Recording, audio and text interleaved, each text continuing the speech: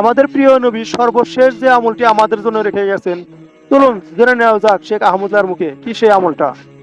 প্রিয় নবী সাল্লাল্লাহু আলাইহি সাল্লামের জীবনের শেষ আমল কোনটা জানেন? একবারে শেষ আমল, যার পর আর কিছু করতে পারেন নাই, নিঃশ্বাস বন্ধ হয়ে আল্লাহর কাছে চলে গেছেন, রফিকে আলার সাথে সাক্ষাৎ করতে গেছেন। সেই শেষ আমল নবী করিম সাল্লাল্লাহু আলাইহি সাল্লাম ওযুর ক্ষেত্রে বারবার বলেছেন, আসবিগুল ওযু, তোমরা ওযুকে পরিপূর্ণ করো, আয় আকমিলুল ওযু।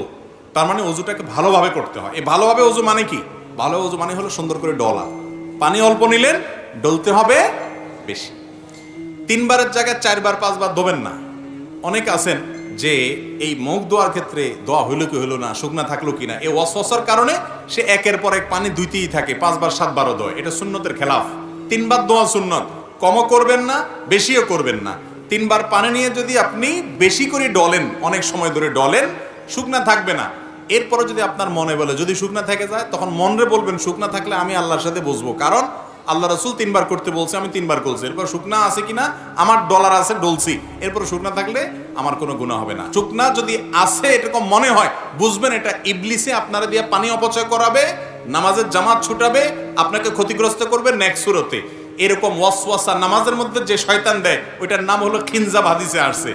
ওইটা বিশেষ এক টাইপের ইবলিস আছে যে মানুষের নামাজের মধ্যে বিশেষ করে যত রকম ওয়াসওয়াসা আছে সেগুলো দেয়। এই জন্য এটা ওই ইবলিসের কথা শুনবেন না। যদি মনের ভিতরে ওয়াসওয়াসা আসে, বুঝবেন যে ইবলিস হাজির হয়ে গেছে। আপনার অজুতে বেশি পানি নষ্ট করায়, বেশি সময় নষ্ট করায় আপনাকে ক্ষতিগ্রস্ত করবে। আপনার মনে হবে যে 3 বারের জায়গায় আমি 5 বার দিতেছি, আমি তার বেশি ভালো করতেছি। বেশি ভালো, বেশি ভালো, এই বেশি ভালো তো ভালো না, গেল এটা। এরপরে 3 বার হাত ধোবেন।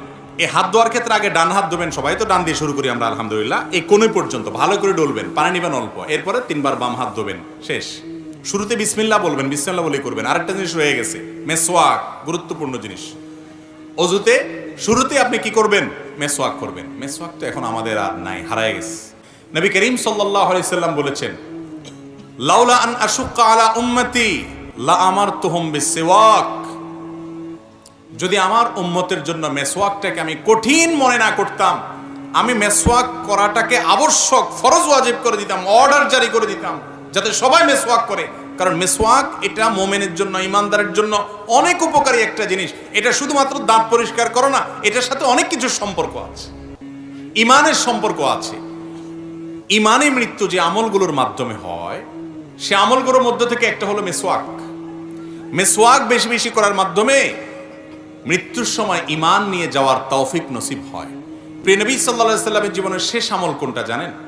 একবারে শেষ আমল, যার পর আর কিছু করতে পারেন নাই, নিঃশ্বাস বন্ধ হয়ে আল্লাহর কাছে চলে গেছেন, রফিকে আলার সাথে সাক্ষাৎ করতে গেছেন। সেই শেষ আমলটা ছিল মেসওয়াক। নবী করিম সাল্লাল্লাহু আলাইহি সাল্লাম আয়েশা রাদিয়াল্লাহু তাআলা আনহার কোলে মাথা রেখে তিনি যখন অসুস্থ, মৃত্যুশয্যায় শায়িত, মারা যাওয়ার ঠিক আগ মুহূর্তে, ওয়াফাতের ঠিক আগ মুহূর্তে তার মেসওয়াকটা দিয়েছেন আয়েশা রাদিয়াল্লাহু তাআলা আনহাকে। এটাকে চাবায়া যে নরম করবেন, এই শক্তিটা তার শরীরে ছিল না, এতটা দুর্বল হয়ে গেছেন। তখন আয়েশা রাদিয়াল্লাহু তাআলা আনহা নিজে চাবায়া সেটাকে নরম করে নবী সাল্লাল্লাহু আলাইহি ওয়াসাল্লামের হাতে তুলে দিয়েছেন। তিনি সে মেসওয়াক করেছেন। এই মেসওয়াক করতে করতেই এরপর দুনিয়া থেকে চলে গেছেন। কত গুরুত্বপূর্ণ আমল হলে নবী সাল্লাল্লাহু আলাইহি ওয়াসাল্লাম জীবনের শেষ আমল এটা হয়। আর ইবলিস এখন আমাদের থেকে এই আমলটাকে এমনভাবে বিদায় করেছে, হাজার হাজার মানুষের মধ্যে 2-4 জন মেসওয়াক তারা করে না, ওযু করে নামাজ পড়ে কিন্তু মেসওয়াক করে না। কিরকম হলে মেসওয়াকের কথা এভাবে বলেছেন? কেন, ওযুতে তো কুলি করাও সুন্নাত। নবীজি তো বলেন নাই যে আমি যদি আমার উম্মতের জন্য কুলি করাটাকে কঠিন মনে না করতাম, ফরজ করে দিতাম, তা তো বলেন নাই। নাকে পানি দেওয়াটাকে তো এভাবে বলেন নাই, অন্য সুন্নতের কথা তো এভাবে বলেন নাই। এই মেসওয়াকের কথা এত গুরুত্ব দিয়ে বলেছেন।